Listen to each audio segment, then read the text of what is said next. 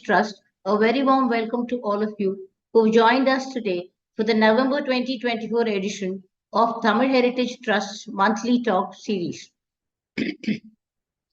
For over 2,500 years, people from not only India but from across various parts of the world have been following the life and teachings of Buddha, which is encapsulated in this religion known as Buddhism.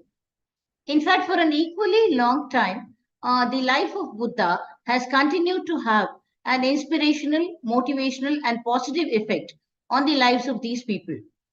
The life of Buddha itself can be considered to be an ode to the superhuman effort of Prince Siddhartha to attain enlightenment, or the infinite patience that was required in this process, and the deep love, empathy, and kindness that he felt towards his fellow human beings, which made him share his life's experiences and learnings with them and create this religion called Buddhism. What makes Buddha's life so rare and unique is the fact that it is a human story. It is a human story that is recorded in history and literature. Buddha was not a god, nor was he born with any superhuman abilities. He was as human as you and me. It is only subsequently that he went on to acquire this superhuman status.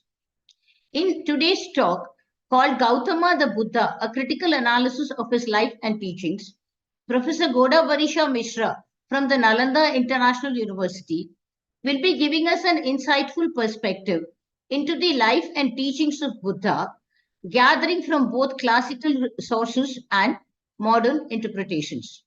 Now, before we move on to the main program, I'd like to give you a brief introduction about Tamil Heritage Trust, which is our organization, especially for the benefit of those who are joining us for the first time today. Tamil Heritage Trust or Tamil Paramparya Arakattalai is a non-profit organization started almost 14 years back by a group of like-minded people with the explicit objective of understanding, appreciating, disseminating, and celebrating information related to India's heritage and history for both the academic and the scholarly and the average enthusiastic public. Towards this end, THT conducts programs throughout the year, which include talks, conferences, seminars, workshops, etc. Our most popular program is the monthly talk series, and as you're all aware, we are in the midst of the November 2024 edition. We are extremely proud to say that we have conducted this talk virtually uninterrupted for 14 years now, merely changing the platform and mode from in-person presentations to online during and post-corona. Pecha Kacheri or Oratory Concert is another program that we conduct. This is a series of orchestrated themed talks, an in-person event conducted in Chennai in the month of December to collaborate and coincide with the Margazhi Isai Kacheris. Indology Festival, which we conduct in the month of June, is more scholarly and erudite in nature. An online festival spread across 6 days, we see 10 to 12 subject experts and scholars coming onto a common conference platform to discuss a topic threadbare from its various angles and perspectives. This year, our Indology Festival was called Harappan Civilization, a Century of Discovery, and it was meant to commemorate the announcement of the discovery of the Harappan civilization to the world at large by Sir John Marshall, the then director of ASI. From THT, we also conduct various workshops. We have one-day workshops, which are fun and disseminate information, called How to See a Museum, How to See a Temple, etc., where anybody can enroll, join, and participate. These workshops are conducted in 2 sessions. In the forenoon session, we have a series of lectures. In the afternoon, the participants are taken for a practical site visit.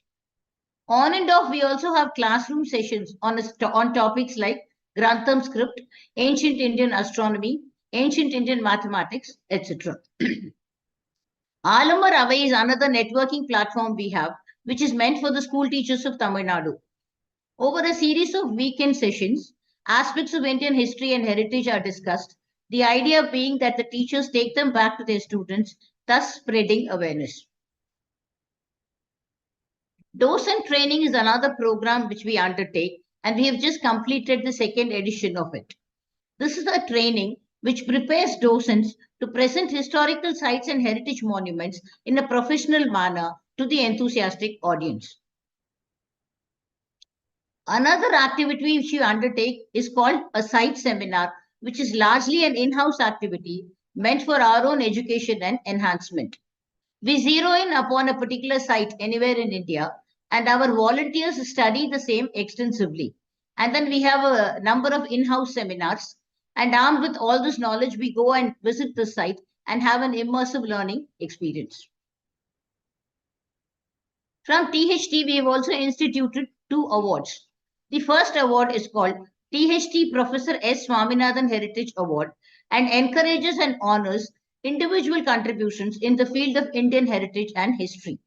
We are extremely proud to say that the 2024 edition of this award was presented only last week to architect Madhu Voteri for her contributions in the preservation and communication of Indian heritage and history, principally working from Hyderabad. The second award that we give is called the Venkaya Epigraphy Award and is meant to encourage and honor individual contributions in the field of Indian epigraphy. Named after V. Venkaya, the first Indian official epigraphist, this award is instituted by Miss Sunita Madhavan, who is his great-granddaughter. THT has been entrusted with the responsibility of administering this award. We have a dedicated YouTube channel where you can find links to all our past talks and programs. Please subscribe to the channel and click on the bell icon to receive notifications of our future events. These are our social media handles. This is our mailing address. You can mail us here to either join our mailing list or be a volunteer or contribute to our programs in any way. Last but not the least, we are a voluntary organization and do not have any dedicated financial backing. So you may kindly use this QR code or address to contribute generously. Any kind of contributions are welcome. That is about THT. Now, most of us are aware of the fact that what fascinates us about Buddha's life is the journey and the transformation from a rich, stately prince to an elevated, enlightened teacher. However, in today's talk, Professor Godabarisha Mishra will be going beyond the hagiography and trying to analyze both the socio-political and the philosophical implications of Buddha's life and teachings.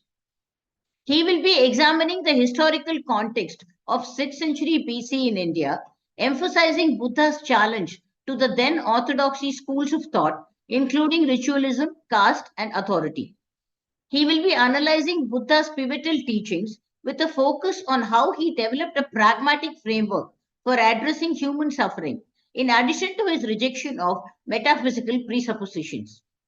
Professor Mishra will also be highlighting Buddha's choice of the middle path between extreme asceticism and indulgence, which is also known as the Shashvatavada and Uchedavada. Professor Godabarisha Mishra is the Dean, School of Buddhist Studies, Philosophy and Comparative Religion at the Nalanda International University, India. His main areas of specializations are Indian philosophical schools, Vedanta and Buddhism, especially classical and textual traditions. Starting his career as the professor and chairman of the School of Philosophy and Religious Thought, University of Madras, he was a visiting professor in the School of Humanities and Social Sciences at the IIT Bhubaneswar from 2018 to 2022. Professor Mishra was awarded the Charles Wallace Visiting Fellowship to study at Oxford University, UK, and was also a visiting professor at the Oxford Centre for Hindu Studies and at the Mahatma Gandhi Institute, Mauritius. I now welcome Professor Mishra to take over the stage and deliver his talk. Over to you, Ms. Raji.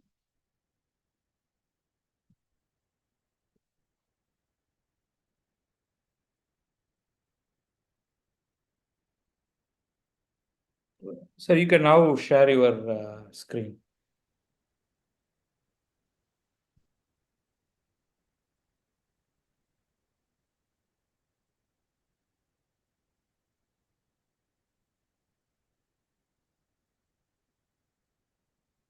So you have to unmute, switch to the. Is it visible now? No, sir. You have to switch to the screen. You have to switch to the presentation screen. No, sir. Presentation mode पे इसे करो. No, first you have to go to the presentation itself. Just click on that screen, sir, and then go to full screen. Now you Now go to you have to full go to full screen. Now from beginning. That's it. Yeah. Okay. Yes. Perfect, sir. Okay. Am I audible to you? Yeah, you are audible. You can do one more thing, sir. At the bottom, there is a little small window appearing which shows something called hide. You can press on hide. Yeah. Okay. Now the full screen is clearly visible. Over to you, Yeah. sir. Okay. So, I'm thankful to Tamil Heritage Trust office bearers for this opportunity to be present before you and to speak before you on a topic which is very close to my heart and a topic on which I have spoken several times. But today, what I intend to do is to take a different course and to integrate philosophy with life, as has happened in the case of the Buddha. I would like to start with a invocation written by Nagarjuna, who is spoken of as the second Buddha and is from the south, Dravida country, Nagarjuna. He claims that if somebody has to understand Buddha, he has to understand as I do. That is Nagarjuna does. And what it is like not being caught by any of the views, presuppositions, conceptual paradigms that has been given to us in the name of different philosophical systems. And he says, Sarvadrishti Prahanaya Yaha Sadharmam Upe Adesayat Anukampam Upadaya Tam Namasyami Gautamam. He says, Sarvadrishti Prahana. In order to get rid of, do away with all the drishti that has troubled the mankind, he who has brought the right drishti view in front of the mankind, out of what? Anukampa, out of sheer compassion, Mahakaruna,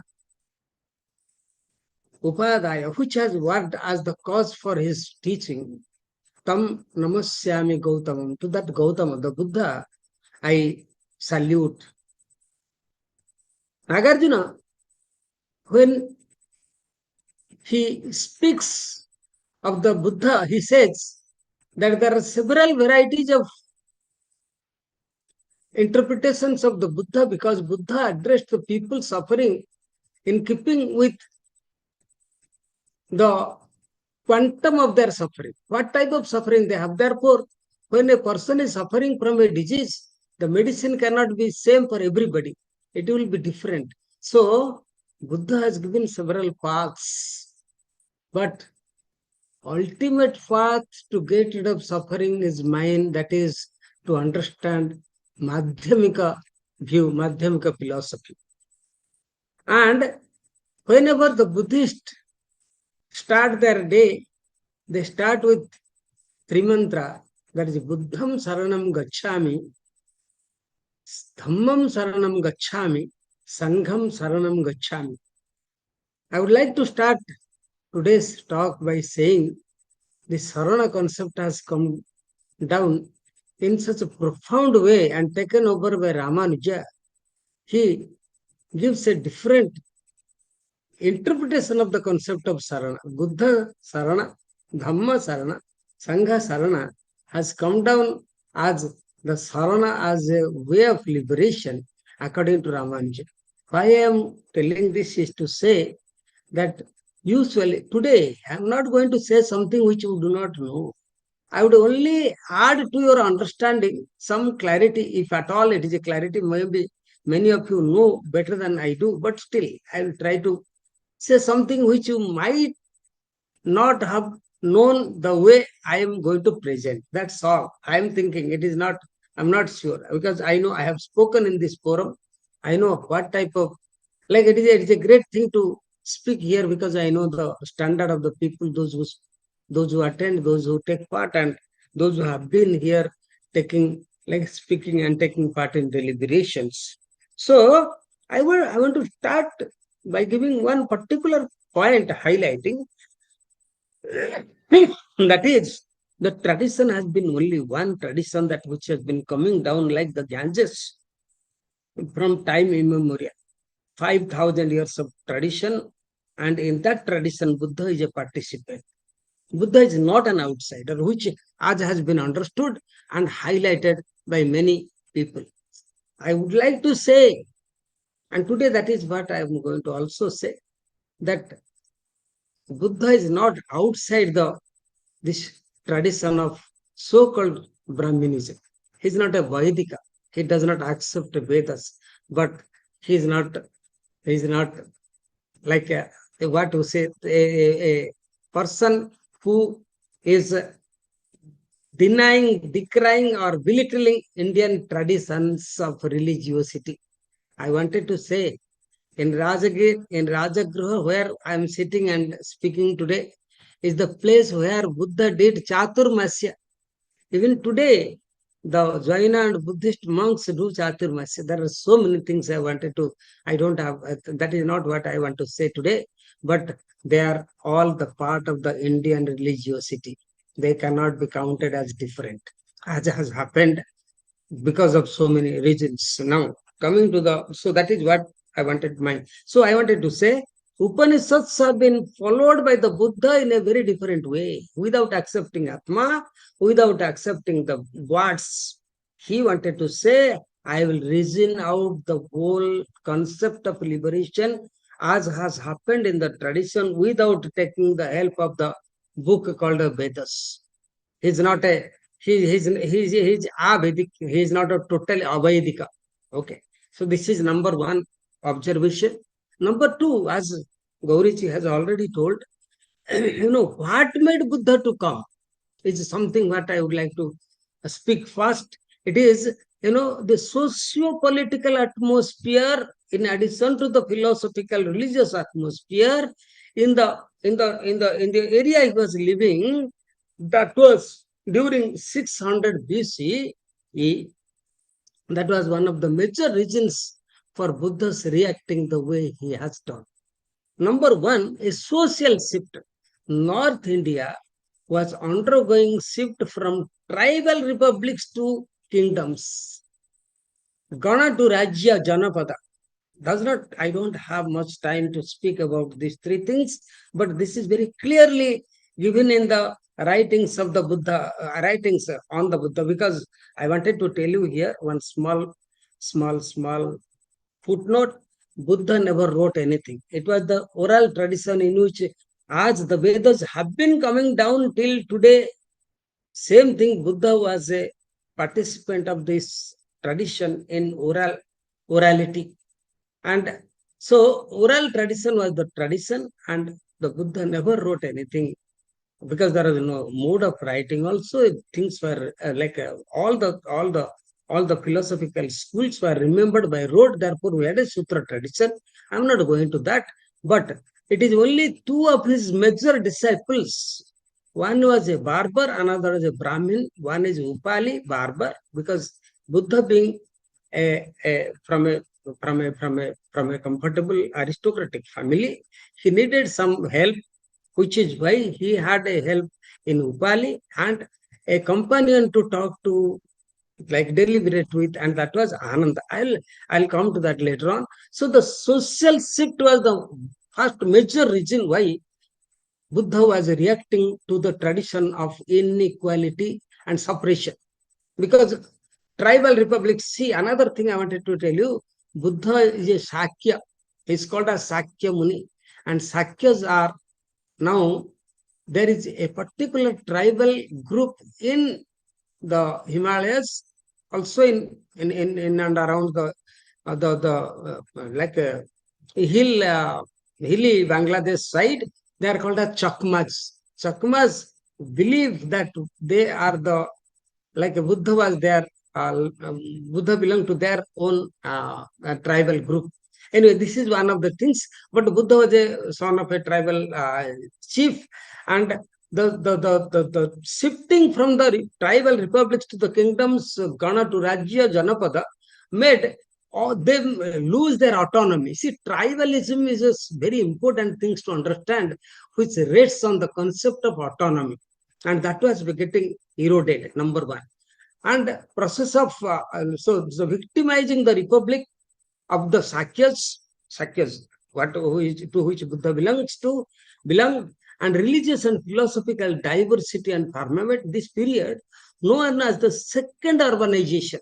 The first urbanization, you must have heard a lot of those discussion. Harappan, Mohenjo-daro urbanization. The second urbanization is this urbanization saw the emergence of numerous religious sects, the rise of Shramanic ascetic traditions, sannyasa tradition that question the orthodoxy Vedic practices, emphasizing renunciation, meditation, and ethical inquiry. These three things were there based on reason, based on and beyond the textual foundation.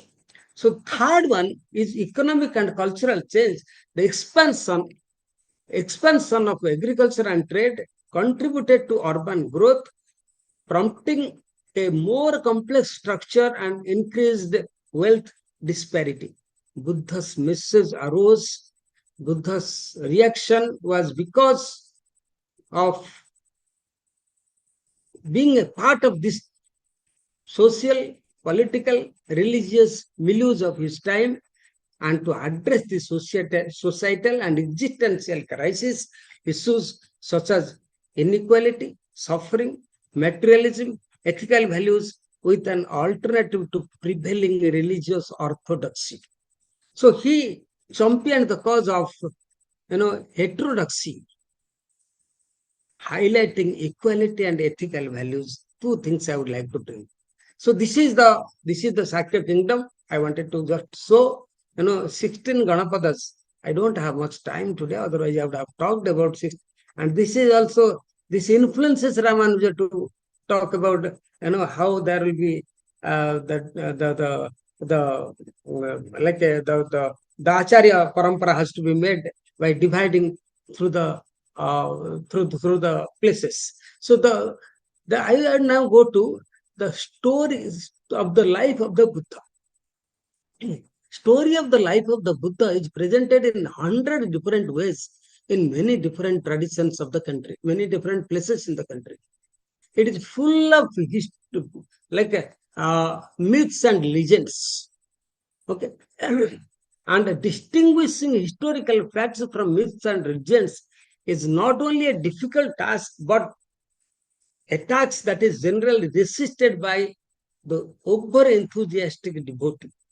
Such resistance can seem justified if the interpreter of the myths tend to assume that they are mere imaginations of the faithful people. Yet, a more careful analysis reveals that these myths symbolize important emotional and psychological events connected with the personalities involved or with actual historical incidents that calls for dramatic explanations, emotional explanations, I should say.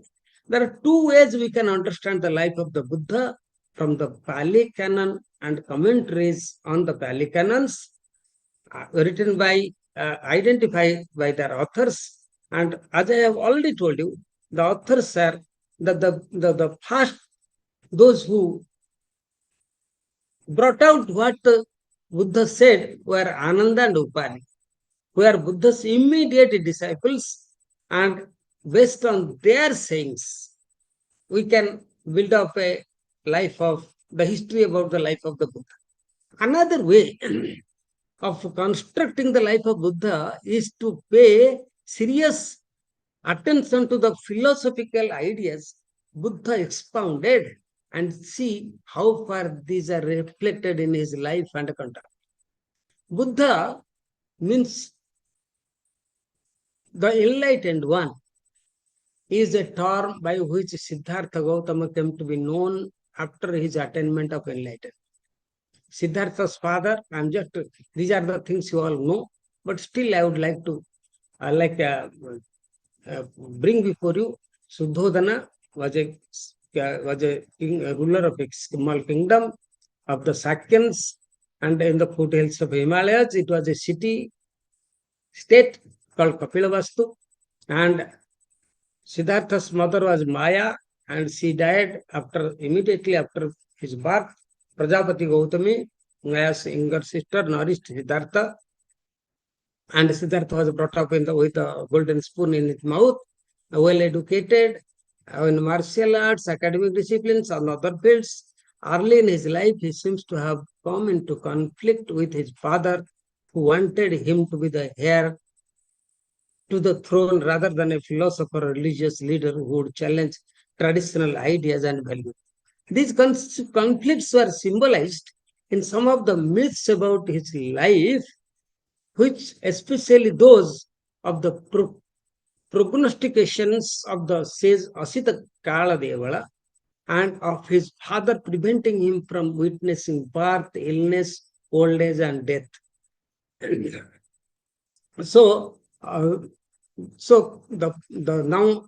the Buddha's insightful criticism of the Vedas, knowledge of the meaning and gradual evolution of the rites and rituals, critical evaluation of current social and political structures, detailed analysis of moral conventions, and illuminating thoughts about the nature and function of language, all of which can be clearly seen in the discourses attributed to him, could not have been the result of merely a sudden enlightenment. What I would like to highlight here is just enlightenment brought everything to him is not correct. It is also backed by all that he has studied, all that he has, he was given to know by his by his teachers and the like his reading. Much less of omniscience. This is what another thing. People always say that he became after Bodhi, after enlightenment, he got knowledge, and he was a Sarvagya. This is one of the reasons that they attribute the Buddha, whatever he says because of these two things, that he understood everything after getting Bodhi, enlightenment, and he had Sarvagya by which he knew everything. But this is not how it is. I don't like it. The tradition should not accept this, because Buddha always try to see. Buddha is not a proponent of a new tradition. He is telling how the old tradition should be understood. How the old tradition should be understood in a manner by which everybody gets the benefit of the religiosity, opening the door of liberation to one and all. That is Buddha's agenda. So instead, his enlightenment can be considered as a combination of a mature responsible to the traditional learning, Vedic learning, that he received as a student, and penetrating understanding of human life and nature of existence. Doubts have been raised whether the Buddha was married and had a family, because there is no specific reference to this marriage and child and all that in early discourses.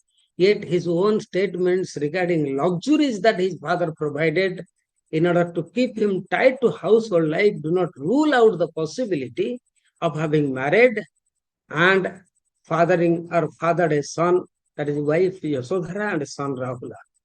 So now the main important thing in the life of the Buddha is reaction to tradition.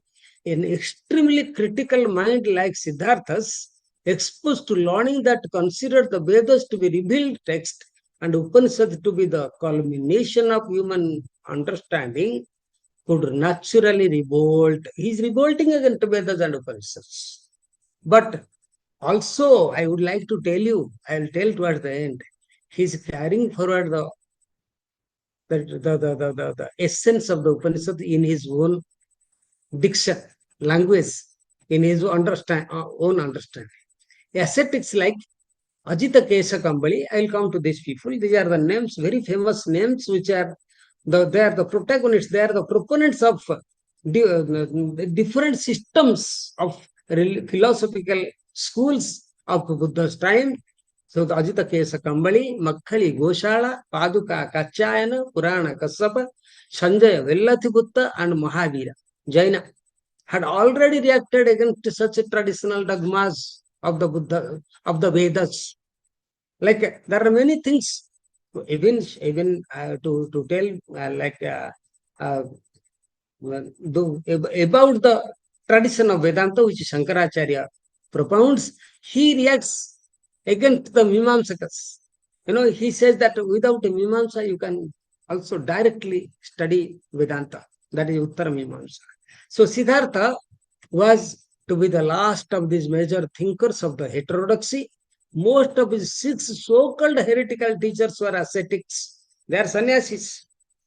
Tyagis who had experimented with both reason and experience in order to understand the nature of human life and the world. With his critical attitude, Siddhartha could not simply depend on the authority either of the traditionalists or of the heretics. Thus, he was compelled to adopt the life of an ascetic against the will of his parents, who wanted him to remain a householder and to become the next ruler of the Sakyans. No mention to his wife's objection to his renunciation is made in the early sources. Whenever I'm talking about early sources, I'm talking about early Pali sources.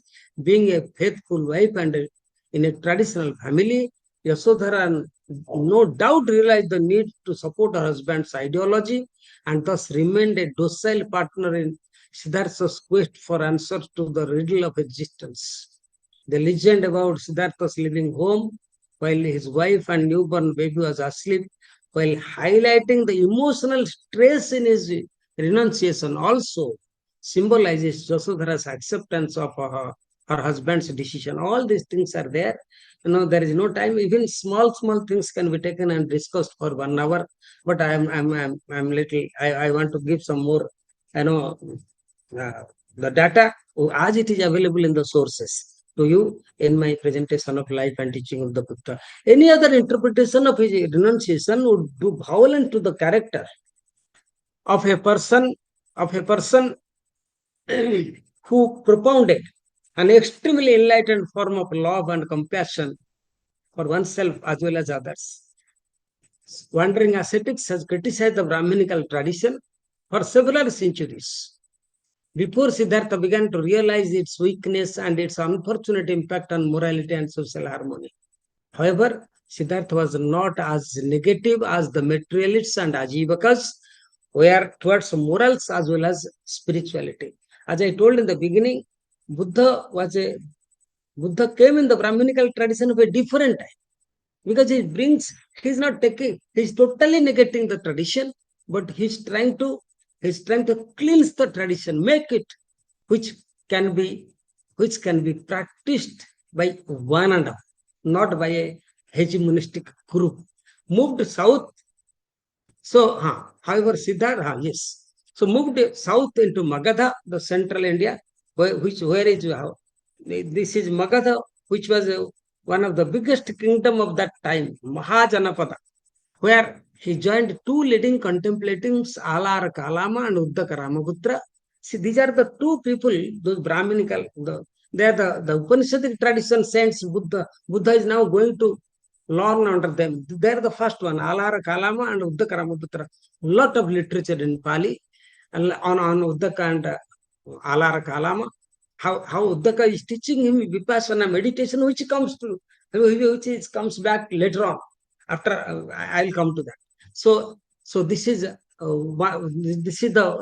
first representatives of Upanishadic tradition. Buddha is getting trained after leaving home, and Siddhartha learned meditation technique, as I told you, especially Vipassana meditation, specially directed at the appeasement of mind rather than the development of insight Please remember, appeasement of mind than development of inside.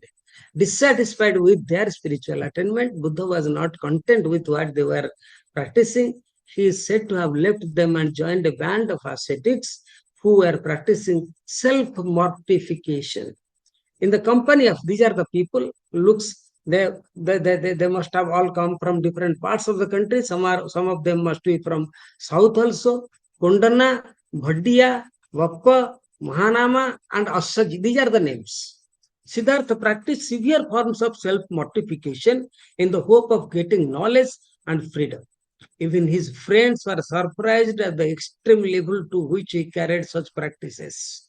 His fasting reduced his body to a mere skeleton, and at one stage he is said to have been on the verge of death. 6 long years of mortification of the flesh made him realize the futility and meaninglessness of such deprivation, and he abandoned this way of life.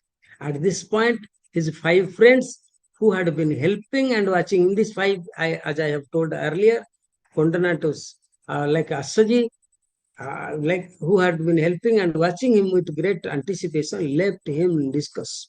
There is a there is a there is a cave which is some 40 kilometers from Rajgir, which is called as Prag Bodhi Caves. I'll show you that picture a little later when I will go to my the collection of photos and these things. I'll show you how Buddha was looking like, and so those things are there.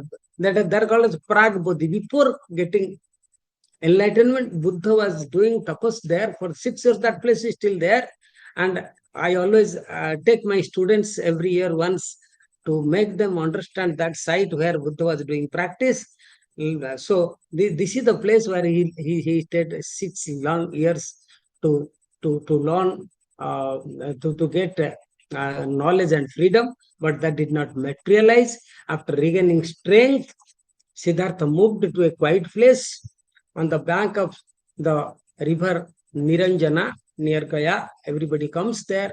The opposite bank of a hub of ritual activities where ascetics and Brahmins performed fire sacrifice and all things like that.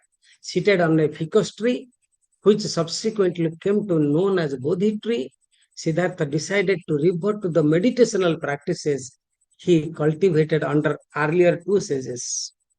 Alara Kalama and Uddaka this is same tradition in different ways getting reflected in Buddhism. Therefore, to tell Buddhism as a different tradition is something, not true. So these yogic exercises, as mentioned, I have told you, were intended to appease the mind.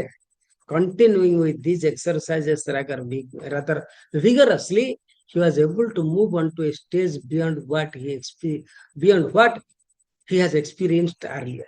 This is a state. This was a state in which all perceptions and what had been experienced came to an end or cessation. Nirodha.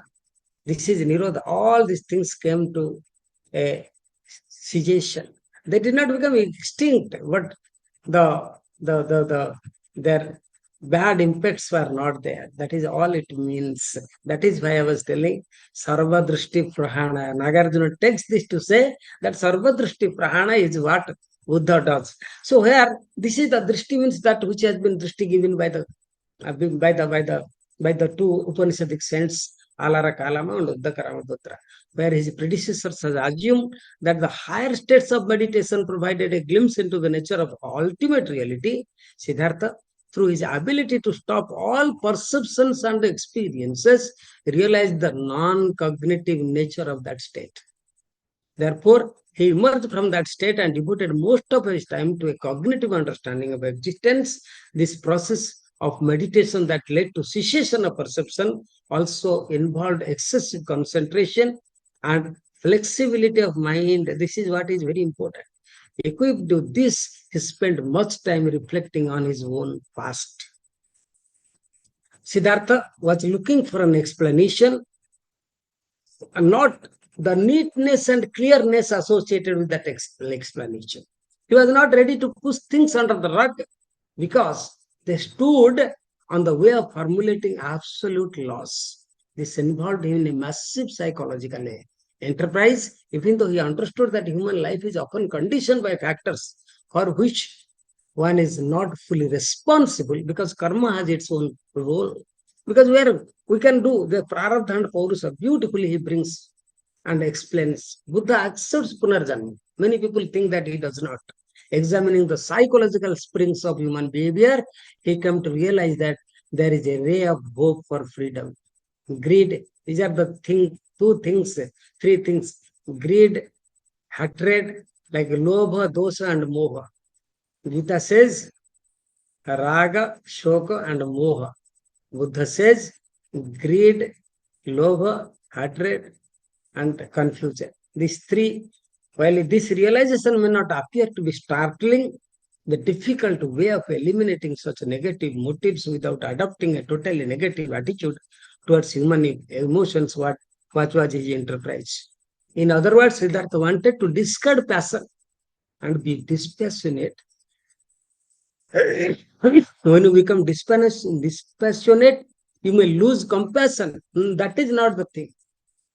Without simultaneously losing the capacity for compassion. His compassion was not affected, but he became dispassionate. The psychological struggle contained, this is Buddhist psychology.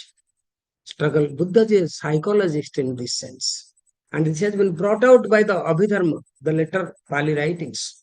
Continued up until he emerged from this, claiming that he has calmed his dispositions. Sabba Sankhara Samatha. Samatha. This is a type of meditation that was developed later on. Samatha meditation. Samatha means in a sama. That which is Indriya Nirodha. On the basis of that attempt, the cessation of raga and dosa. So this elimination of lust and hatred and appeasement of the dispositions enabled him to adopt a restrained attitude about the view that he adopted of the world without running after ultimate objectivity. Ultimate objectivity is what was bothering the Buddha. Ultimate objectivity, I'll be speaking about this little in a little while. Of all the philosophical schools run after have the central theme in this ultimate, like this objectivity. And so without running after ultimate objectivity, according to Vedanta, is Brahman. According to like so many schools, many such things. So Buddha was trying to do away with this type of objectivity, abandon. And why he wanted to do away with this, get rid of, like philosophically abandon this, is because he did not want to ally with one perspective, because life has many sides and problems are varied. It cannot be addressed through only one thing, one way, that is without looking for any form of absolute or permanent existence. It should be pragmatic possibility and ultimate objectivity are two different things. And when we are caught up with the ultimate objectivity, it may or may not address the pragmatic problems, pragmatic possibility that the man is having otherwise. And so looking for, without looking for any form of absolute or permanent existence, number one, like Vedantic Brahman, or nihilistic non-existence, like Charvaka, everything is materialistic reductionism. He examined the nature of human conception, and this is where the Buddha comes to champion the cause of Madhyama Pratipad, the middle path. So he did not take side of the extreme absolutism or again extreme materialism. So appeasement of dispositions enabled Buddha to look at conception itself as possessing pragmatic value than having absolutistic implications. This eliminated the last of the hurdles of obstacle, that is moha. I have told you the raga and dosha, and now he is addressing moha, the elimination of lust, hatred, and confusion. Raga kshaya, dosha kshaya, and moha kshaya constituted his enlightenment and freedom. And this final knowledge and insight is referred to as knowledge of the waning of the influxes asavakshaya jnana. It represents a transformation of his whole personality, phonetic, cognitive, and emotive. With that transformation, Siddhartha was able to perceive the world, paying attention to the human predicament and the way out of it. The predicament has to be addressed, and which he summarized in the Four Noble Truths. I'll be speaking about it in a while. And therefore, he was hesitant to preach what he has discovered. This is a very important thing. Why did he wanted liberation, he wanted freedom, he got freedom. What was that made him to preach this to the others? It was like the Platoscape man. You know, somebody, the people grew up in darkness. They think that darkness is the reality. When one sees the light, he can always be a part of the light, living behind the people, those who are growing in darkness. But Plato talks about that man who goes to them and brings them to enjoy the brightness, the the the the benefits of the light, Jyoti. So his moral concern, this is a moral concern. This is the concern for morality comes when other comes. Concern symbolized by an invitation from Brahma, that is the story in Pali, prompted him to go out into the world and propound his idea for the sake of the few who are prepared to listen to them. Because there are not, he was coming in the whole society is so-called Brahminical system, Mimamsa, and Vedic, and now he comes up with a different way of emancipation, getting into the world of freedom. Therefore, there are not many, and he does it. All the literature, especially, what Nagarjuna says, Anukampam Upadaya, the Maha Prajna, percolated into the reality as Maha Karuna. Out of sheer compassion for the people, those who are not getting this knowledge of liberation, Buddha brings this to the world.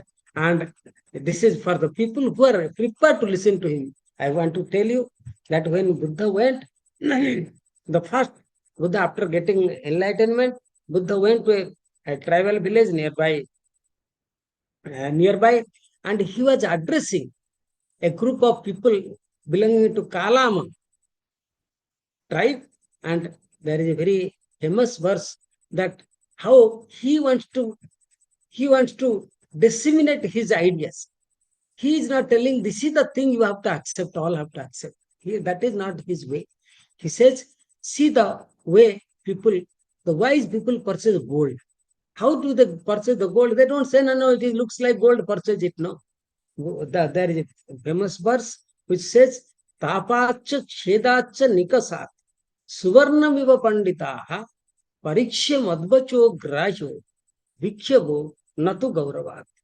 O Bhikshus, O Kalamas, you take the metaphor of a wise person purchasing gold. What he does, he put it into fire, tapa. He cuts it. He brushes it against on a stone to find out the genuineness of gold. Tapacha chedacha nikasat suvarnamiva panditaha. The panditaha, the wise people buy gold in this manner. Pariksha, after testing, experimenting, understanding properly, mad bacha, my words, grahya, accept if they are acceptable. That is Buddha's approach. No, not I say and you accept. No, that was never the thing, never the pedagogic attitude of the Buddha, style of the Buddha. Buddha told, if it is acceptable to you, take it. If not, don't take it. So this is so after this he starts, and the first Dharma Chakra Pravartana Sutra was given in Sarnath. I'll not go to that now. Thus was initiated a missionary career that was to last for next 45 years. There are so many things, I cannot bring all that here.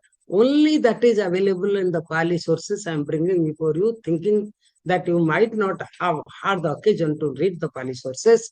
That is what I am doing here. Only the genuine source is presented. By this time, his two instructors of the yogic contemplation, Upanishadic teachers, Alara Kalama and Uddaka Ramaputra, they were no more. Therefore, he went in search of the five friends in whose company he has practiced severe mortification. And by that time, they have gone from Magadha to Varanasi. At first, they received him with suspicion and uncertainty. I have told you, Kundana and to Asaji. But they soon began to notice the transformation of his personality. Respect and admiration followed. They were willing to listen to him, and thus an audience was instantly created. Since these ascetics were enamored with the self-mortification, the Buddha may have felt the need to explain the futility of such a life. The self-mortification is not what the life should be. You cannot abandon everything and live. The life is to enjoy. Therefore, Buddha is taking another. I will be coming to that in another. Shesadriji, do I have 10-15 minutes? Sir, please go ahead. We have time. Yeah. Go ahead. Yeah. So therefore, his first discourse to the world pertained to the practical middle path to avoid two extremes. What are those? Self-indulgence and self-mortification. Self-indulgence, indulging like Charvakas do, and self-mortification symbolized by the Jainas.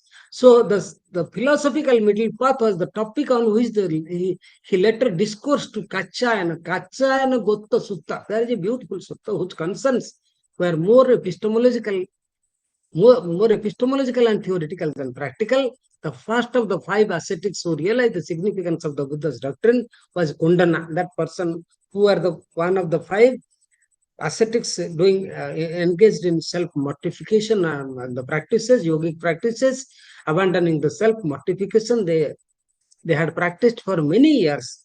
The five ascetics applied themselves to the teaching of the Buddha and soon became enlightened and got freed, attained enlightenment and freedom. The rapid progress they made should not be surprising because they were men of great earnestness and spiritual maturity.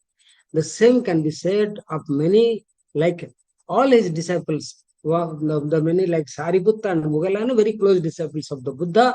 Some people say that they were the first disciples of Buddha. So the first of the Brahminical convention that fell into disrepute was social discrimination based on age-old caste system. By then, see, caste system goes up and down all the times in Indian society, which has been which is being like here existing here for more than 3-4 millennia, thousands of years. So not only did the Buddha provide innumerable argument against the conception of caste, he also practiced what he preached by opening the doors of order to any person who came to him looking for moral and spiritual disciplines. I would like to say here, the Buddha, Buddha came up in a caste-ridden society. What he was against was not the full caste system, division of labor he was not against, but the suppression, inequality, that which goes in the name of caste he was against. That is what my reading of the Buddha. Like for a variety of pragmatic reasons, Buddha seems to have adopted a more restrained attitude towards the Brahmin system that discriminated against females. That is also there. Like this is another thing that Buddha was addressing, that females do not have like that. Some people say that Buddha was wrong in addressing these things, and that is why Buddhism got wiped out in India. That is a different thing altogether. We are not discussing, but Buddha was addressing whatever the problem that was there had to be addressed, not what was the problem, what was the good thing about it earlier or later on. So the rather cautious steps he took before admitting females into the congregation can be appreciated only against the background of the significant social, political, and religious devolution that was gradually taking place in India. I wanted to tell you, respected and scholarly audience, I know This is a very great, like a scholarly, Gaurav, THT. And I wanted to tell you, like this is something needs to be worked out. Whether now for no reason we always, I find there is no reason to bash Manu as we are doing, just because we like there may be something which can be interpreted in a wrong many different way. But the whole book and the whole person, his ideas cannot be questioned the way it is done. It is being done now. So already, so religious revolution that was gradually. But one thing I wanted to tell: whenever there is a visible the problem, visible disparity, hegemony, the Indian society has never kept silent. That is one thing I wanted to tell you. Even this is being experimented in Gandhi.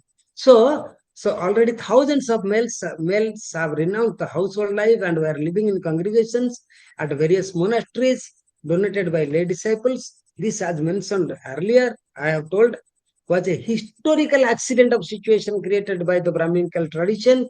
The sudden influx of females into such congregation would have created innumerable difficulties for monastic life and discipline, which is why Buddha was not for it.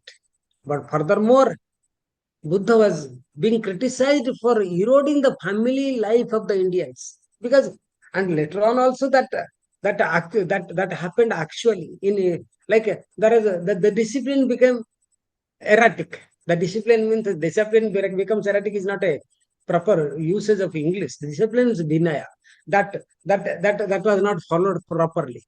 He was denounced not only for destroying the so-called family dharma, which is shown in the caste, the formulation of caste system, but also for his unrestrained acceptance of renunciation by men who carried heavy family responsibilities. Manu is very clear that a person, if he leaves his house family, when his children and wife are there without taking their consent, he should be brought back and given a job, and his salary should be given to the family. That is what Manu says. And now this is what was happening. Buddha seems to have taken this latter criticism more seriously than the former. An epitome of Daya, Karuna. He cannot, remain like, the Bible, like just uh, ignore such criticism. For this reason, he has to be more cautious in the most important venture of admitting women to the order. And when he realized that the time was ripe, he did take that step and women were accepted in the order. Sangha. The second Brahminical convention that Buddha disrupted was the political one. Many formidable rulers of Magadha and surrounding kingdoms were attracted to the teachings of the Buddha. Bimbisara, Pasenadi became ardent followers and often sought Buddha's advice on matters pertaining to political thought. Bimbisara used to meet him at Gridhakuta. There is a peak, vulture peak, they say in English, Gridhakuta, where Buddha used to go for meditation, and Bimbisara used to take some gifts and meets. He met him there, and also Ajata Satru. I'm not getting into that part of the history of Magadha. The conception of a Chakravarti, whose authority depended on popular consensus, and moral integrity, rather than divine ordination, was emphasized by Buddha. See, the king means king is a person like um, he's representing the God. That was not what Buddha accepted. Like punitive measures were replaced by the moral rehabilitation. The story of Angulimala's attainment of moral perfection, a high band, like a highway bandit like a person, freedom after spending most of his adult life as a murderer, clearly exhibits Buddha's way of dealing with problems of crime and punishment. Political thought, his political philosophy was to leave a lasting impression not only on the Indian conception of monarchy, faithfully followed by Emperor Ashoka.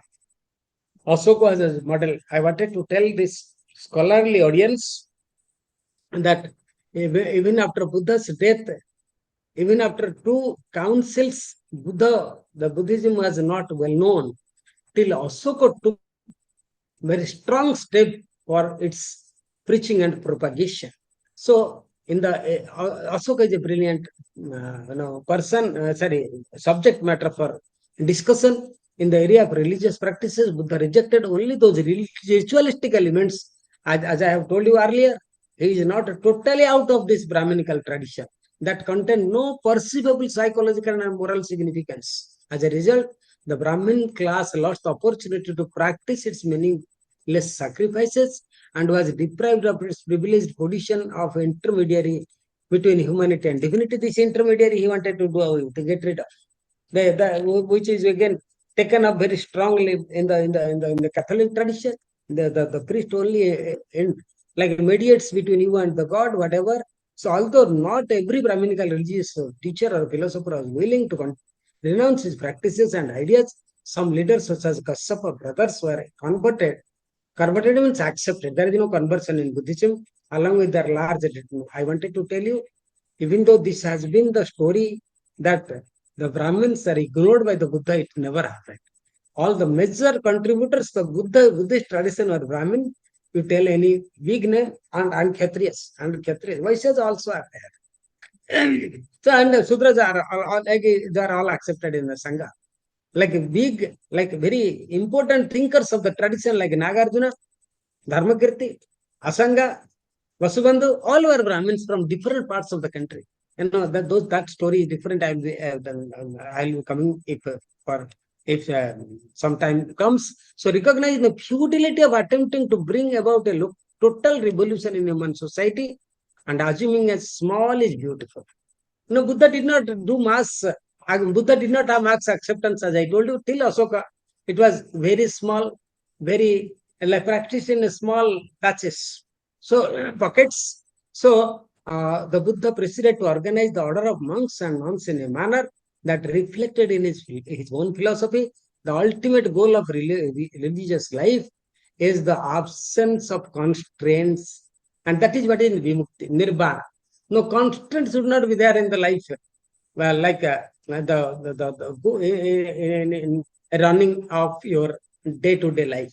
Thus, a life of ultimate purity is also a life where possessive individualism should be renounced to possessive individualism. This idea has to be reflected in the monastic life, and monks and nuns were to have no private property and all that. I think I'm running out of time.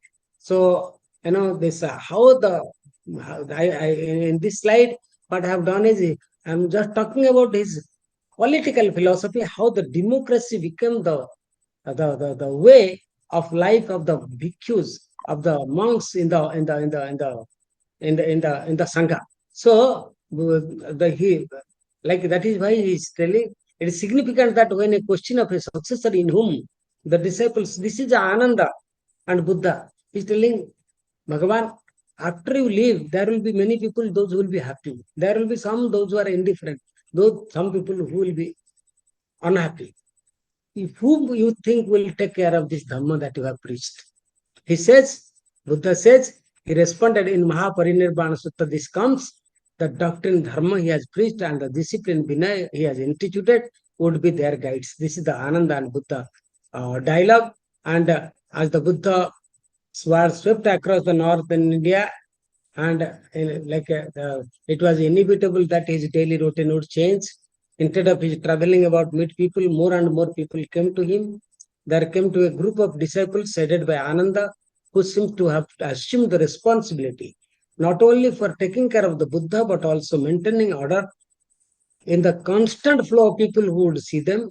Often the Buddha was not willing to isolate from the people, but when one of his attendants trying to prevent someone, he would prevail upon him to give him audience. So strenuous life, had took a toll in his health, and after effect of 6 years of self-mortification, which he spent with those 5 ascetics, was also played a part.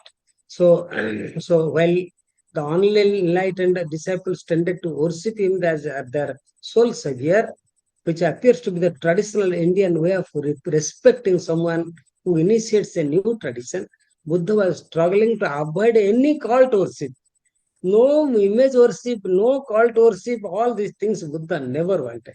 So by insisting that what was more important was Dhamma, and that is what he has preached as he reached the old age of 80 and realized that his life would last not long, not last long. The Buddha traveled north, probably with the intention to returning to his homeland, and however, health deteriorated to such an extent that he passed away at a place called Kuchinara, almost on the border between the country of Brahminical domination, which has attempted, which Buddha has attempted to change, and his own land of the Sakyams, which has given birth to the new movement. So this is the life of the Buddha. What was the teachings? Another 5 minutes. Shall I take? Yes, sir. Sastri Yes, Gauriji? please, Yeah. please. So that the what was happening? What was the philosophical uh, atmosphere during the time of the Buddha? And the whole thing of the whole journey of the Buddha can be divided into these things, 4, 5 points: ignorance and its elimination, pervasive ignorance in the name of the rituals, search for ultimate absolute reality beyond the mundane world. Buddha would not be a part of this. Means through indulgence and self-mortification, Buddha tries to distance himself from this. Absolutism, skepticism, materialism, and asceticism as a means for realizing oneself. Buddha was not everywhere. Every discourse that the Buddha gave, there will be a hint to all these things. What I am telling is, so how will you understand the reality unless you know what is not reality and which has been accepted as reality? That is what Buddha was doing. The Buddha was not satisfied with the systems available, which did not provide paths of liberation to one and all. And here these are the reasons. So the Brahminism was criticizing because of caste hegemony, rituals and sacrifices, Atmavada, telling that I am Brahman. What happens? I am bliss. The suffering is not, it is experiential, but not it is actual. Actual is you are bliss, I am bliss. Buddha told this is romanticizing the suffering. You cannot romanticize suffering. You have to address the suffering. If somebody says that I am suffering from fever, you can say no, you cannot feel, you are bliss, you are ananda, therefore you cannot suffer. That is not how one should address. You should immediately, so addressing the problem of suffering is first time done by the Buddha. In this tradition, Buddha rejected the concept of eternal soul. He said, Buddha always was of the opinion, everything is momentary. The whole problem is you have seen romanticizing the reality by saying it is eternally flowing. No, it is momentarily present. Everything. The sun becomes sun for a 90-year-old woman when the sun is 60 years. No, every moment he has gone a change, and seeing this momentary existence is what? Seeing the reality. That is what living in the presence. No, which is a great tradition of the past. Also, that there is no tomorrow. I live in the present. This is what exactly Krishna says to Duryodhana, that vartante vartamanena. Buddha is bringing that see vartaman.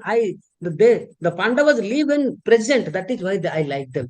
Duryodhana, and you are living thinking that you will become king. You will do this. You will do that. No, you have taken your past in a wrong way. You are thinking about a future in a wrong way. You are not perceiving your present in the proper way, and they are the ones who are doing that. I'm just bringing that to make you understand what is the concept of kshanika, momentariness. What Buddha, he tried to create a more egalitarian and ethical society, opening the door of spirituality to all. So the second thing Buddha is doing is he is criticizing Charvakas, materialists. Charvakas are a group of philosophers, those who say everything is matter. Consciousness is a byproduct of matter. And for them, killing a person is not ethical because you are only destroying the matter. Destroying matters becomes matter. So there is no person beyond matter. And Buddha says this is totally, and they have no place for ethics and spirituality because person is not accepted. Buddha is against this. Karma and rebirth, they don't accept. Buddha says that cannot happen because There is some concept called Pratitya Samutpada. Everything is dependent on another thing. How will you explain your present life, what is happening, if you don't accept what is just preceding this? Like you don't accept a permanent self to accommodate karma. Temporary, momentary, kshanika has to be accepted for rebirth. So materialism and hedonism, the life is not just pleasure. Life, like your pleasure should not affect another man's, and you should not create another man's pain. Buddha, this way, tries to create a middle path between extreme asceticism and indulgence, creating, like leading to lasting peace and happiness. Means that I'm skipping it now. The Ajivaka, this is a very beautiful school. Buddha is very, I like Buddha is taking something from the Sarvakas, not that Buddha is living. Matter has a place. Vedantins Upanishad thinkers have told matter is a byproduct of, matter is a product of, matter is not matter, it is consciousness. Buddha is telling, no, matter has a law, it sustains us. The matter is something which is sustaining Pudgala. So this is another school who says that everything is determined. There is no free will for the person. That is called Ajivaka school. One of the greatest proponent of this Ajivaka school is Makkali Goshala, and Buddha. He talks. They are strict they preach strict determinism and ascetic practices. Buddha opposed that the personal effort has a place. I think I'm not very fast. I'm making sense to you, Sasadriji, that there is no place for prayatna. Everything is decided by Paurusha, there is no place for Paurusha, Prayatna. Everything is done by Prarabdha. Buddha is against this because moral responsibility has to be there for the actions we do, and we can change the course of our action for getting freedom. That is what Buddha's criticism against Ajivakas and Jaina theory of karma. Buddha is. So to conclude, if absolutism is the result of reaching out for ultimate real objectivity in philosophical discourse, and extreme skepticism is skepticism, Ajivaka and Sarvaka, the reason for the failure of such an enterprise, such an enterprise, the Buddha, in explaining human experience, seemed to have renounced search for objectivity and confined himself to the middle way, thereby renouncing absolutism and extreme skepticism, Brahminical concept of self, and Sarvaka's concept of matter. So here I have given the fourfold path, what is suffering, and what is the first science that the man evolved. I always felt the medical science. Medical science, what are the basic propositions of a medical science? There is disease. If there is a body, the disease will be there. And how the disease comes, there is a cause of disease. And what is the point? How can you address the disease? By diagnosing, not by, there is a way after diagnosis to stop the disease, and there is a path that leads to end suffering. Buddha is designing, therefore, Mahavidya. Like he's a great Mahach. Some places he is spoken of as a very great. See, this term also means something else. Therefore, but Buddha is taken to be a great physician, taking away the addressing the dukkha, the addressing the disease of the person and disease of the society. So this noble truth is just not logical facts. Truth versus self. That is what specific versus universal suffering, the truth of suffering in daily life, a practical approach to suffering, root of suffering, suffering in the world, human disposition and suffering, the end of suffering. This is what Buddha's main idea is. So Buddha's solution to suffering is to deconstruct the solidified dispositions, and this is the pragmatic approach to human existence, centered on the recognition of suffering and cultivation of wisdom. That is what Mahaprajna and Mahakaruna and Mahayana, the Theravada two schools came, and Mahayana philosophers think that everybody in the world must get a taste of the Buddha's jnana and karuna. And your karuna must percolate down to the last of the jivas, so that till the last is bodhisattva ideal that is being spoken. So I am not taking much of your time. I think I'll go. And Sastri and Madam, this year in Kanchipuram, I was the director of Buddhist studies in Madras University. I went around doing some field work. I found in Kanchipuram so many statues of Buddha. You see the Buddha there, and Yeah.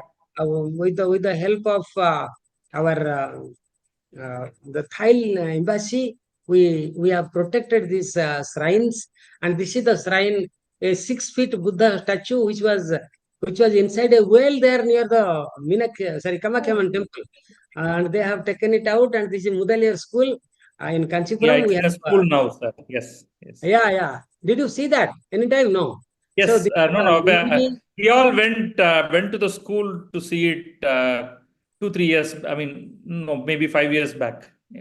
Yeah, this is it's what still there. It is still I there. did when I was the director there, and this is some of the things that which we have. Lumbini, Sarnath. This is the Sarnath old one, and this is the Kushinagar. This is the sculpture in the Sanchi Stupa and Mahabodhi temple before restoration, and after restoration and interior. And this is what I was telling Pragbodhi site. Where Buddha was just reduced to skeleton, about to die. This is the Pragbodhi where he was there for 6 years. A beautiful spot. Whenever you come here, suppose you come before I leave this place, we can go together also. So this is I went to Japan recently and the Japan is very important shrine in Kyoto city, and it is a very different. See, Nalanda tradition was taken to another day. Suppose sometimes in the future, if I get a chance, I'll talk about the Nalanda tradition, how it has gone around, how it has contributed to the spread of Buddhism understanding. And this is the Mahabodhi temple. I with my son and wife, and this is Nalanda shrine, and this is Sarnath ruins, and this is again the old. This is what discovered Buddha statue at Kanchipuram. Thank you very much for your time and giving me this opportunity. And I must say how grateful I am to all of you for your time and listening to me patiently. Thank you very much. Thank you, sir. You can stop the screen sharing and we can have a brief conversation. So we have few questions. Was it understandable, clear to you, or I went too basic or too high? Sir, to be honest, there are some fairly difficult points in your, overall lecture. I would like to, in fact, there are some questions also.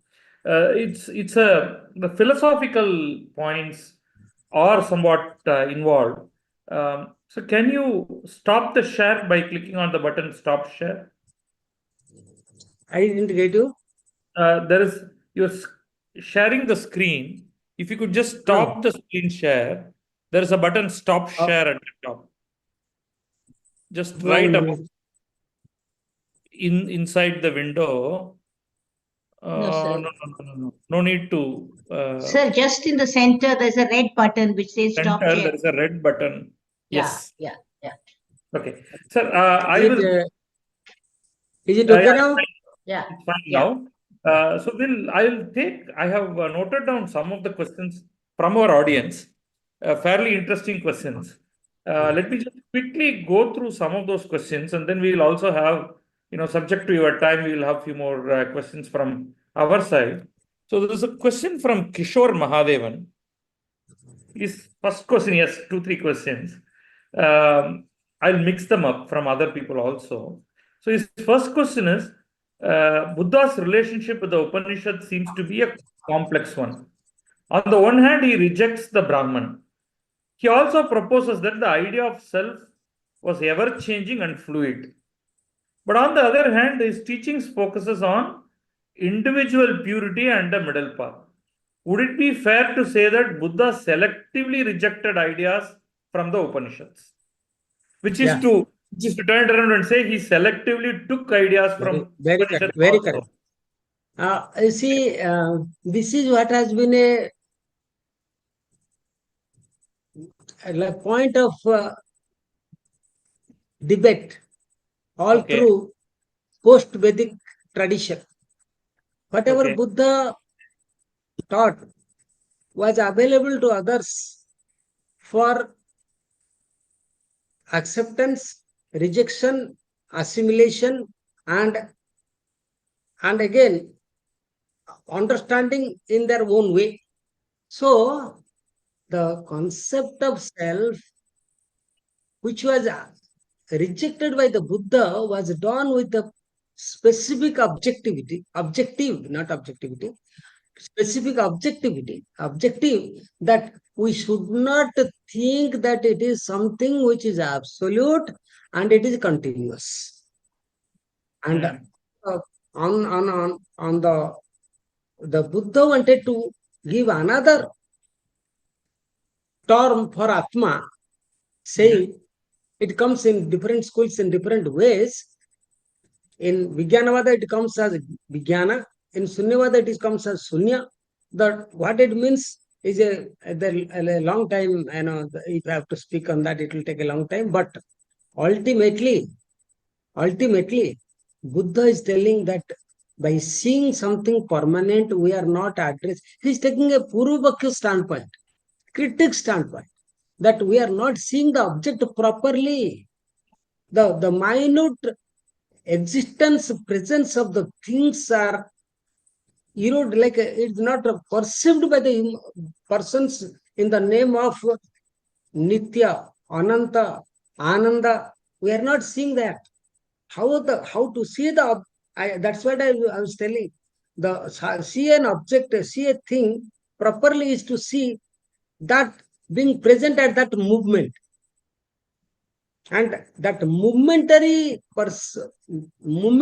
existence, to see the object being present at that moment, is to see things which cannot be done if you accept Atmavada. Atma as Ananta, Satyam, Jnanam, Anantam. These things accepted. This you will bypass this, you will ignore this. Perception will not go with this type of reality as it is, as it is. It is momentary, and momentary things create next moment things, next moment. This is what is called as Pratitya Samutpada, and Pratitya Samutpada is the reality, and the dharma has to be understood. Buddha says, Kali, जो प्रतीत्य समुत्पादम जानाति सो धम्मम जानाति. He who knows dependent origination, but there is no origination, there is no annihilation, there is no jati ajativada you are talking about. That is not acceptable, therefore. But on this also there are so many discussions. Later on, Shankara comes and takes it and puts it in his own way. I say there are two Shankaras, one Shankara accepting Buddha, another Shankara rejecting Buddha. And later on, Ramanuja, when he comes, and Ramanuja quotes a person called Yadava Prakasa. He says that whatever is Sunya for the Buddhist, it is Brahman for the Advaitists. Ramanuja says, Yat Sunyavadinam Sunyam Tadeva Brahmamayinam. So he says there's Maya. Those people who accept Maya are doing nothing accepting what Nagarjuna accepts. Or in other words, he is plagiarizing Nagarjuna to create an Advaita Vedanta. So the concept of Atman is meaningfully given by them to understand the reality in its existential perspective at that particular time, being momentary. Am I making sense to you, Sastri sir? Yes, sir. It is a, Let me acknowledge that it is still fairly difficult. Needs a lot more of understanding. just to let me take it another. Just to give the preeminence to the present. Don't bring the past and don't bring the future. To see the present. If you see the present, you can put present is available to you. How you use it is up to you. There lies the prayatna. Self-effort. The self, you can use the present in the way you like. What should you do? Buddha talks about 8 Ashtanga Marga. Your person should be tuned with the Ashtanga Marga to see the things so that you get freedom and enlightenment. I think I am going a little. Some other time maybe I'll take. Maybe we can take it up later. There's a very interesting question from Arun Kumar. Do we have any references of Vinaya rules for Brahminical ascetics similar to the Buddhist Vinaya? Let me complete this rest of the questions. As we are getting reference of Chaturmas in other tradition. If any, kindly suggest some sources in the Brahminical tradition which have systematic rules for Brahminical ascetics. Very good. Well, this is a very great question. There is where I would like to say that Buddhism and Brahmanism are not two. There's two sides of the same coin, same religiosity. I would like to tell Seshadri ji, Charbak was a Brahmin. Like every fellow, even Ajivakas were Brahmins. Sanjay Vellathiputta was a skeptic. He was also like, this is a tradition of thinking, and whoever, it is not Brahmins think, whoever thinks is a Brahmin. So there are many smritis. That is why I am telling why Chaturmasya should not go, because it was number one, it was all forest. You cannot comfortably walk. Number two, like your health is more important. You have to stay at a place so that you know to go there. Those days, every day it was raining. You know that. So these are the things. But text now he is asking about. This is available in Vinaya text, Chaturmasya. Okay. This is Bassa Bassa. Okay. So this is in Pali Abhidharma. But in Brahminical tradition, all the smritis speak about this. All the smritis speak about this. The sannyasa dharma paddhati. There are many. That Chaturmasya sannyasi will not go. There are two types of sannyasis. One is like Ramana Maharshi, they stay in one place. Another is they go from one place to another place. Okay, they cannot stay in one place more than 2 nights. Or there is some rules like that. And there is sannyasa dharma paddhati. There are many texts in, and I would like to also say that sannyasa dharma paddhati in Advaita school is different from sannyasa dharma paddhati in Vishishta Advaita, but slight differences, not many. The important contents are the same. I can give you some books with the bibliography also, sorry, with the details of this publishers and all that. You can have a look.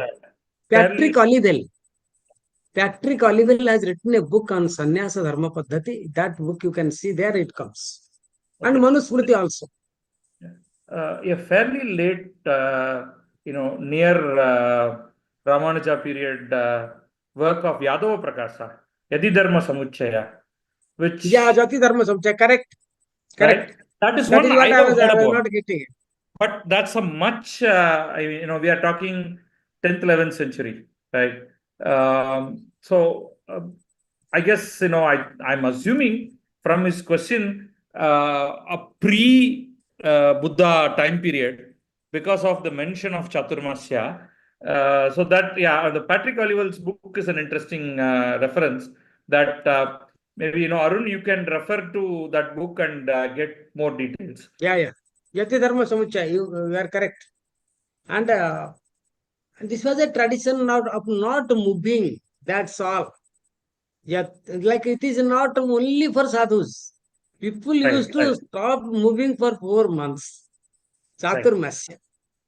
Chaturmasya Vrata can be done by everybody because that is not the time to move around. Yeah. Take up journey.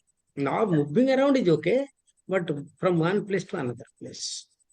Got it. So Raj Nakiran asks a little provocative question. Was Buddha against normal family life, which means Grihastha life, I'm assuming? Is there anything that indicates that he was against Grihastha in a sense? Like, did Buddha lead a Grihastha? That is the question. No. Was he against? Oh, no. See, None of the, see, this is a question which can be asked to Shankara also. Was he against Grihasthasrama? No. Grihasthasrama is the pivotal of the ashramas. See, if this ashrama is not, sannyasins will not come. Buddha never was against this Grihasthasrama at all. Buddha was in, like, Buddha wanted to, who will benefit out? One more thing I wanted to tell you, Seshadri. It is Buddha who says the path of realization and the state of realization for the sannyasins and grihasthas are not different. They are only the custodian of the Vinaya. That's all. There is no such difference as far as observation of dharma is concerned. And getting the benefit of the dharma is concerned. It is Buddha. Buddha says, for the grihasthas and sannyasins, the path as well as the result are the same. It is not like this in other traditions. Like you, if you are a priest, you have a easy access to the God. That is not there in Buddhism. A grihastha has the equal participation in the dharma like that of a sannyasi, monk. There is another, viewer from YouTube, Venkata Subramaniam. He's talking about Yati Dharma Sangraha of Vishweshwara Saraswati. Another book is there. Yeah, Another is there. text. Yeah. But he also has a critical comment. He says scholars like TMP Mahadevan of Madras University and revered late Hole Narsipuram Swami Sachidanandendra Saraswati and a few others have shown the baseless charges like Buddha Shunyavada is disguised as Brahman of Vedantins are but incorrect and incomplete. It's a statement from... No. See, this is a very provocative statement. The idea is like this is what like when you go deep into the matter. See, this is where Buddha talks about drishti. Buddha talks about drishti means what? Let us not get caught in a particular drishti. And if you take from Buddha, Nagarjuna says this, that if you say everything is sunya, what about sunya? Sunya is a concept or not, drishti or not. Therefore, Nagarjuna says sunya. So, in the same way, they can say that what is, if you conceptualize Brahman, what about Brahman? That concept will come, that problem will come there. So, that problem will not come there, which will come here. But the question is whether Brahman is another Sunya, even though Yadava Prakasa says it is Sunya which is taken up as Brahman according to Advaita, no Advaitin will accept this because there are differences between those two as far as hermeneutic is concerned, analysis is concerned, because there is no substratum according to Nagarjuna, which Shankara talks about, or the Upanishad talks about. Therefore, they are different. Kishore has time another... is required for talking about this particular concept. I understand. I just want to bring some of these questions. I'll also mail you these questions just for your benefit. And anytime it will sort of tell you the kind of questions that our audience gets. That's all. It's only... I know. I also met you last time, when we are talking about the Ramanuja and Shankara, their visits to Orissa. Yeah. Right.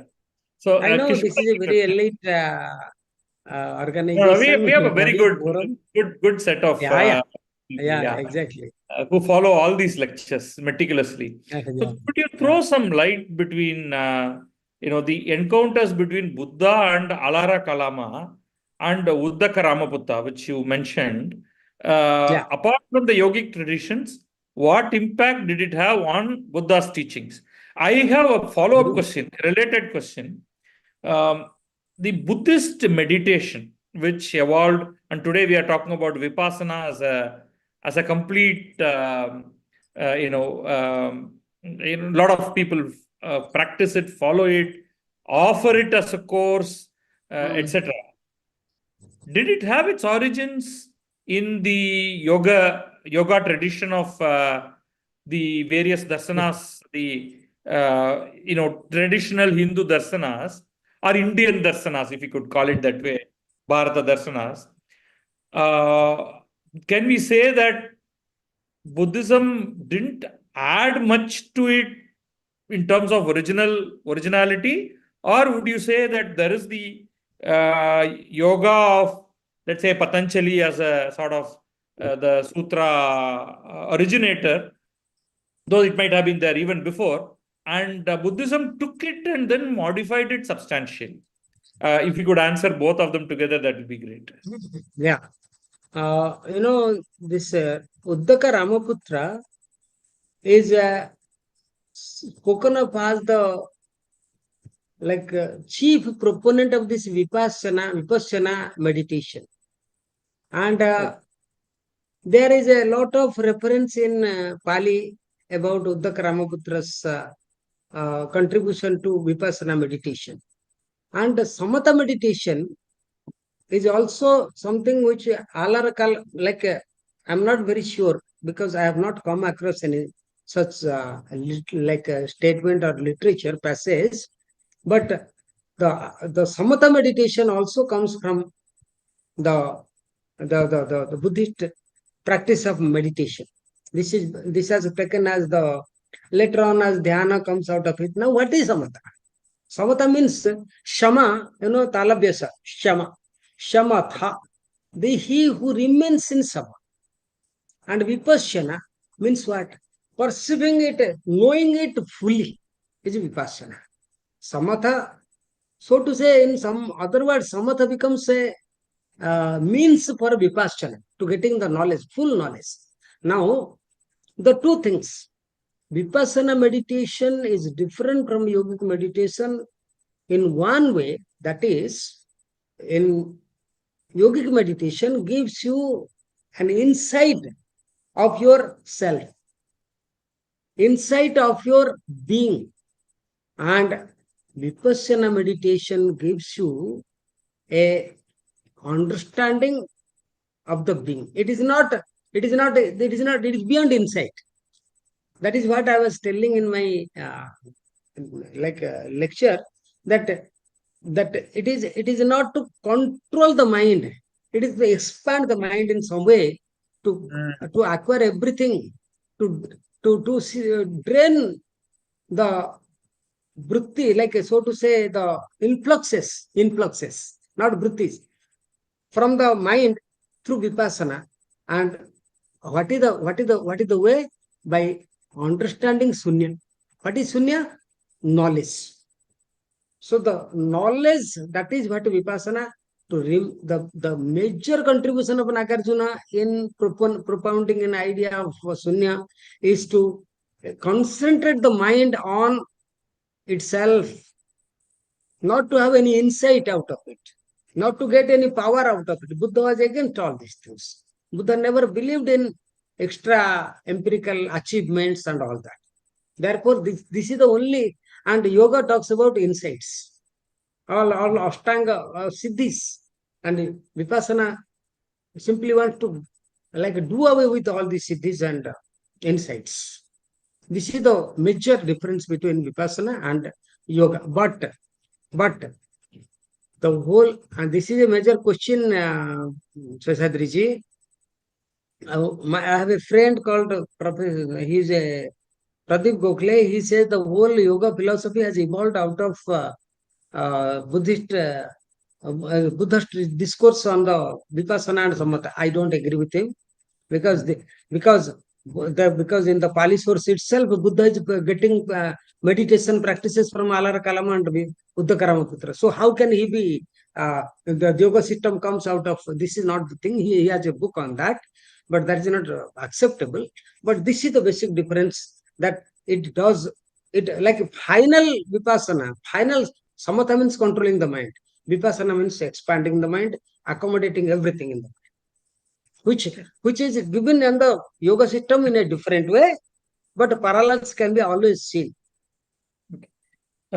In this explanation as well as earlier, you did talk about Nagarjuna's Shunyata and or his explanations and advocation of Shunyata. So Kishore has this question. One doesn't find ideas like emptiness in the Pali canon, Tripitakas. I don't know, and Oh, this is no, the no, statement no. he's making, No, no. which I'm not sure, but anyway, I will just repeat the question as it is. Is Sunyata this is the basic to all the systems of Buddhism. Like okay? Sunya, see, that is what the Buddha wants to say, na? Don't give importance to a particular view and run after it. Because the view is Sunya, and this is for all the schools across Buddhism. Like they would they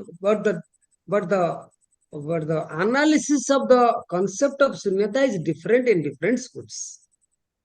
And Hmm. Nagarjuna takes it to an extreme. He says that sarvadrishti prahana, like this is the sunyata, which only entails that no thinking, philosophizing should be done by relying on another presupposition.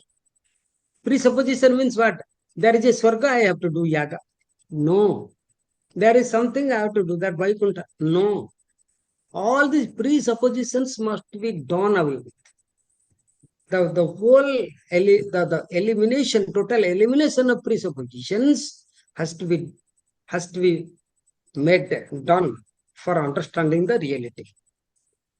That is what Krishnamurti always says. Na? So, Jai Krishnamurti. So, destroying the presuppositions, which came in the letter Cambridge Oxford circles as logical positivism, language analysis. So this is the presuppositionless. Metaphysics has no place. Metaphysics, say Buddhist metaphysics, we have now a course, but Buddha is telling that such type of metaphysics, relying on which you do things, you always go wrong. You always subject yourself to many criticisms. But I am giving one, the Sunyavada, that is what Nagarjuna says. The best of the Buddha's disciples will go for Sunya. But all the schools have Sunya. Sunyata is common to all the schools. Yeah. But now with different interpretations, meanings, connotations. So there is a very interesting question by Veer, which I wanted to sort of rephrase it. You take the idea of Atman of the Upanishads. You can understand rebirth from that aspect. So Atman undergoes, karma, gathers papa and punya, and it has to basically keep expending it and so on. So there are this particular Atma undergoes multiple rebirths. But in the Buddhist idea, the Buddha's idea of rebirth, how does that happen? Because the Atman is quite distinct. It is not like the Upanishadic Atman. How can we reconcile the rebirth here? See, Buddha says that the things exist. Everything exists. Okay. How do they exist? They exist momentarily. Okay. Momentariness is the criteria for existence. If you say that, then how will the next birth come into picture? That question can be framed in this way. Buddha says that this is where the concept of pratitya samapata, dependent origination, comes. Everything, every moment will create its next moment. And even everything will create its next moment. Buddha says the man's life is divided into 12 spokes of a wheel. It is cyclical. It is cyclical. And this after the death, what will happen in the Pratitya Samutpada principle is applied there. There will be a birth. Because everything goes from one to another. Am I making sense? There is a continuity. Please continue. I can There is a follow. continuity. There is a continuity. in momentariness, but not continuity in the Upanishadic sense. Not continuity in the Upanishadic sense. And what you carry? You carry your samskara. You know, you only the Nama and Rupa are not there. Other mind is carried from this life to that life. The same idea. Seshadriji, same idea is taken. Therefore, I am telling Buddha is not playing different cards. He is playing the same Indian cards in a different, with a different But rules how of is the it game. different? But there is also a difference because I don't think he's mentioning that the two rebirths are somewhat different, is it not? When the Upanishadic idea of rebirth vis-a-vis the Upanishadic Buddhist idea of idea of rebirth. rebirth. Yeah, rebirth is there. Hmm. Only this is not the Atma that which is getting born. That consciousness, it is the mind. Mind is not the consciousness, na. Mind is the matter according to. Mind is a matter everywhere. So this is produced in that way. The whole thing, the mind goes from this life to that life in this way. It is subjected to pratitya samutpada. See, every movement must create its next movement. After death, what is the movement? Birth is the movement, or something else is the movement. Buddha is subscribing to that. Buddha is, see, there are certain questions that part I skipped. Why he is keeping silent about certain things? He says, if I tell, it will not be clearly understood. The inadequacy of language. But here it is not inadequacy of language. It is absolute adequacy of language. Like one of our recent thinkers told the Buddha is not talking about rebirth. Buddha is not talking about rebirth, then whole Buddhism will, the philosophy will fail. Isn't it? Like the whole, the whole Buddha's so many lives of perfection, paramita, will fail. So all the Ashtanga Marga is, everything is done for what? Like eliminating the asavas, that which are defiling factors in the mind to perfective, that is liberation. In that, there are so many similarities between Vedanta and Buddhism as far as these things are concerned. But you anatma. Atma cannot be accepted. Accepting Atma is to romanticize the reality, not giving preeminence the place, rightful place that suffering deserves. But that does not take away the rebirth from it. There are lot of thinking about it. I like it will take a little more time to put it properly. I The think it rebirth, is. I can talk about rebirth in Buddhism some other time. Yeah, We teach. we have taken quite a bit of time, and there are many other issues that I would have liked to talk about. Gauri, you have been very I quiet. I just wanted to ask you, Mr. Ji, what made Buddha finally accept women in the Sangha? What led to it? Was there any social political pressure to do the same, or was it just a The first realization that they thing, are probably 50% of the population and so need to be included? like what made Buddha to accept women, right? Yeah, accept women into the Sangha. See, He accepted them otherwise. yeah, But yeah. See, Buddha's philosophy is the philosophy for where no discrimination is accepted. The door of liberation must be open to everybody. And as I told you just now, for Buddha, a person in the Sangha and a person outside Sangha do not have different benefits as far as practices and the result is concerned. A person in the Sangha can practice the same thing what the person in the house can practice.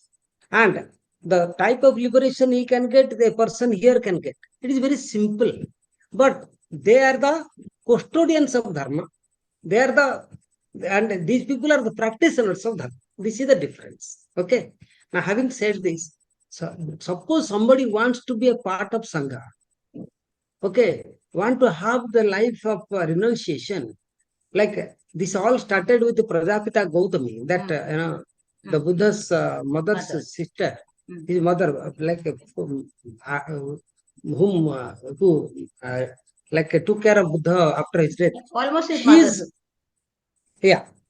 So she coming and asking Buddha to be a part of the Sangha, and Buddha initially though he was hesitant because if he admits her, he has to admit everybody, and therefore he was hesitant. But later on, there was the Pali. There are a lot of dialogues about this, and Buddha agrees, and he sees the pros and cons. What is going to happen if they become the part of the Sangha? And Gauriji, there are a lot of literature to prove that because of admission of the Sangha into this, the whole Buddhism was wiped out. This is one of the reasons in later Buddhism, the Sangha could not sustain itself because the monks and Sramanas and Sramanis were not maintaining discipline. Because that is another thing. That is another altogether different thing. South India has a lot of Buddhist Sanghas. You know, the Kachapeswara temple was a university in Kanchipuram, where, see, another thing, even Nalanda, Buddhism and Hinduism were, the Buddhism and Vedic lores were taken together. And they're developed, they're not different. Because they are done by the same people. As I told you, Nagarjuna must be doing 3 sandhyas when he was doing writing, what is that, Mula Madhyamaka Karika. That does not affect his Brahminical life. Why should it affect? Only thing he will not do Mimamsa. There is a clear demarcating line of Vinaya. And therefore Buddha has to admit, because this, otherwise he will be a part of the discriminating hegemonic society. It has a different. See, why they were. See, when the result and the life is not different, there is no point of your coming to Sangha at all. Because you are same. There is no special privilege for a Sramana, excepting that he has to beg to eat, and you are earning to eat. He has to do bhiksha. Yeah. Brilliant. Thank you, sir. I know we can keep talking about it. In fact, the No, last please feel like. the last few slides that you showed, which was fairly quick, Buddha's criticism of Brahmanisms, Charvakas, Ajivikas, Jainism. There's so much. I mean, you didn't have time to really go into them. That would have been, equally interesting to Highlighted. I could not listen to get you time. and then also ask questions. But we will maybe keep it for another day. We are Another. almost spent close to 2 hours now on this Yeah. very interesting thing. Again, there are many questions, and only one question I would like to sort of conclude, not on the theories and philosophies, but you did mention that there is no evidence early on of him renouncing his wife and child, as in run away in the sort of, I'm just sort of extending it. Yeah. The marriage itself is not very well documented. Yeah. That even if he had left them, it is not like he ran away, but rather renounced everything, but would have probably consulted and Not the consent. accepted the process. Now, And she has consented. That's yeah, what he and said. I want you to talk about it, because all the sculptural evidence that we have of Buddha's life. Talk about this great renunciation of chariots, of stories which are not today's stories. We are talking 2000-year-old stories of standard Buddha's birth, Buddha's renunciation, Buddha's, the Nirvana and the Mahaparinirvana. So Lustration. that 4 scenes are always depicted. So a lot of emphasis was put on this particular thing of sort of breaking the bonds of the family. But now you are sort of questioning that particular event might not even have happened in the manner in which it is presented. So just please talk about that, and with that we will come to a close. Okay. See, actually, Buddha, as he is presented to us, by his philosophy. What is Mm. Buddha is his philosophy, isn't Mm. it? His Mm. darsana. What is Right. drishti? That such a person, while growing up, will he be so like cruel to his wife that he will simply say, no, no, I don't want to do whatever you want to say. He will not do that. So keeping his upgrowing, like growing up, the upbringing, as he has grown up as a thinker, will he simply rubbish or bypass such an ideal that if at all you have to become a sadhu, sannyasi, you have to take permission from your wife. Parents may give, may not give. Wife has to give. So that is the thing which makes me to think. And it is there also documented that Buddha might have taken permission by seeing Buddha's life. You see somebody mean for something else, you don't try to keep him there. Na? So they might have thought, let him go and do some meditation, by which the whole mankind will become like get the benefit of his enlightenment, of In a his sense, knowledge. Ambedkar, in his book Buddha and his Dhamma, is talking about not this scene, but the earlier scene, where to say that Buddha for the first time saw on the streets old man, That is, dead corpse, all that yeah, sounds so irrational. This is what Ambedkar says, and I'm just paraphrasing from whatever I read quite a long time yeah. back, saying, I don't believe that it can be that trivial. This is what Ambedkar says, right?